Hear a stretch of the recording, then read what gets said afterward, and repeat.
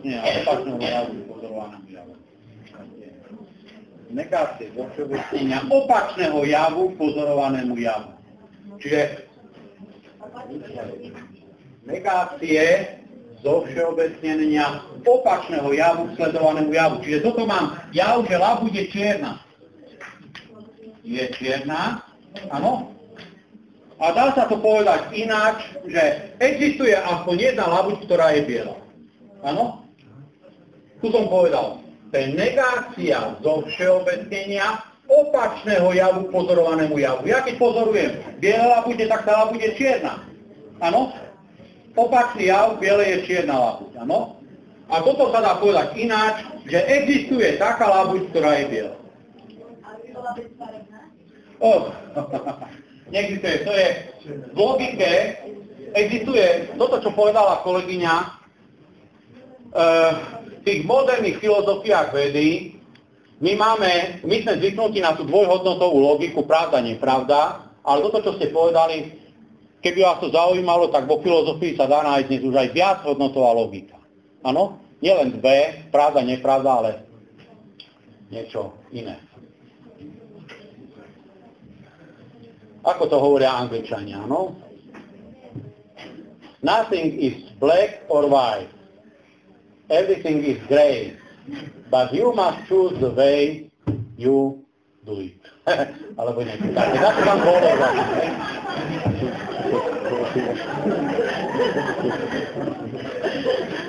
No, dobre. Koľko máme ešte času? Ešte 20 minút? Dobre, kolegovia. Kvôli vám, ja som dnes nešiel na rodičovské združenie. Hej, by ste vedeli, ale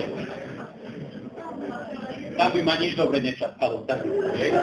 No, kolegovia, veľké zhrnutie, áno? Veľké zhrnutie tých. Čiže ešte raz, pamätajte si, kolegovia, toto si musíte pamätať. Zase poviem na jednom príklade, som sledoval televíznu debatu a jedna príslušníčka, ktorá patrila skôr ku Dzurinovcov, hovorí: vy, pán Mečar, vy bránite vstupu zahraničného kapitálu ku nám. Ja som bola včera vo Volkswagene a videla som, ako tie zahraničné investície dobre pôsobia na ekonomiku.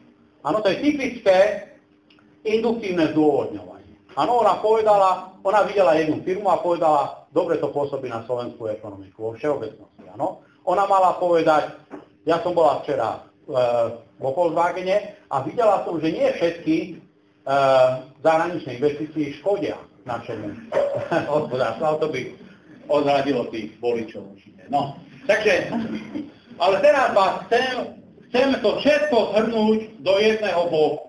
Áno? Teraz jedna schéma, po ktorej stále dúfam, že tam bude raz bola každová schéma, ale nikto to, ako na skúške to môžete tak uvieť nejako, áno? Aby mi to urobilo dobre. Kolegovia, taký maličký obrázok, na tom si ukážeme, ako žijú teórie. Ako tie vedecké teórie žijú. Predpoklady.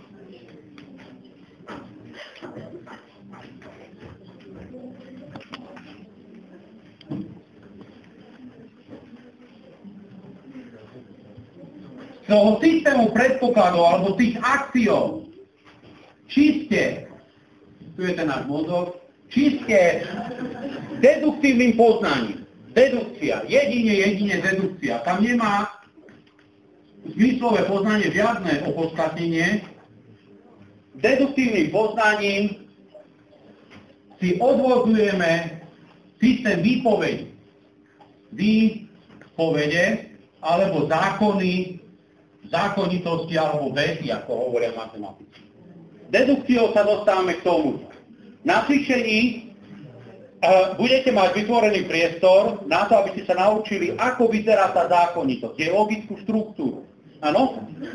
S predpokladou, dedukciou čiste racionálnym poznaním odvodzujeme systém výpovedí a tie výpovede, kolegovia, sú konfrontované s objektívnou realitou, tým svetom, ktorý je okolo nás. Objektívna realita. Áno? Tuto má už opodstatnenie empíria, zmyslové poznanie.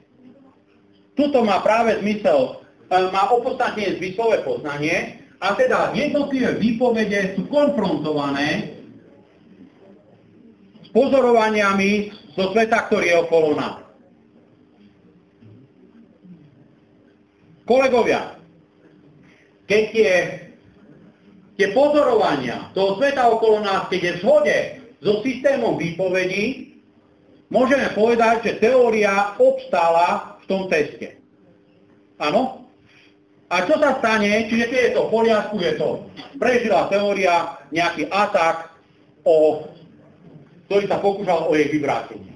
Čo sa ale stane, kolegovia, keď ono to nie je v zhode? Čo keď my nájdeme spor medzi výpovedami a objektívnou realitou? Kde je chyba? Povedzte mi prvú vec. Kde je potom chyba? Veľmi dobre, áno? Kto to povedal? Veľmi dobre, pán kolega, áno? Super. Chyba je v predpokladoch.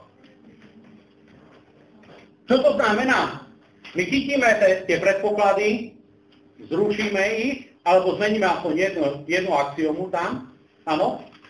Ale ten axiomatický systém stále musí byť konzistentný, dobrý, áno? Ale stačí, že jeden predpoklad tu zmením, spadne mi celý systém výpovedí a vybudujeme nový systém výpovedí. Buduje sa nový systém výpovedí. A potom zase sa to testuje, až tým nedojde ku chybe a zase takto vznikajú nové a nové teórie. Dobre, rozumieme? Nové, alebo takto sa vyvíjajú teórie.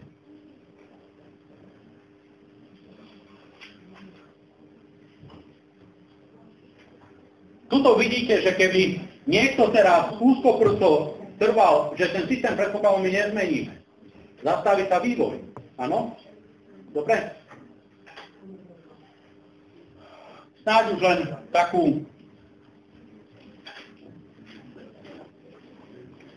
takúto myšlienku. Už tam, kde som si nechal auto, že ešte stihnem rodičovské, ale som zabudol, kde som nechal. Nik sa ma nevidel vystupovať, čo?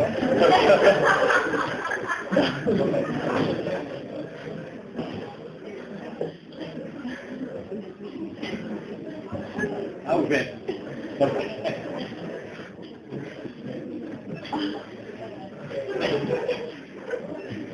No. Kolegovia, taká zaujímavá vec je zase žiak Karla Poppera Kuhn. On prichádza s myšlienkou paradigmy. Áno? Paradigma. Počuli ste ten pojem paradigma? Áno? On hovorí, že napríklad ten systém predpokladov vybuduje nejaká mladá generácia vedcov. Áno? Zbytok toho svojho vedeckého života vyplňajú systém výpovedí. Áno? Že to je v skutočnosti generačná záležitosť. Áno? Vyplňajú systém výpovedí a nemajú záujem na zrušení toho systému.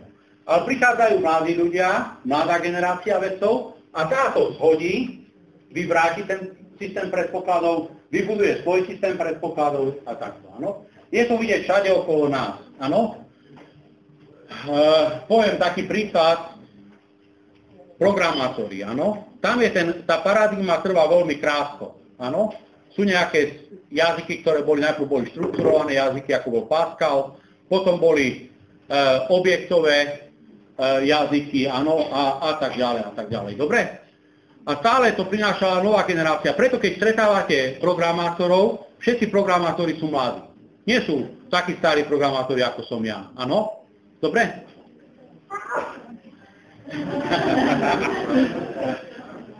Vy máte už jeden bod, ktorý sa vynásobí nulou, tak som to myslel.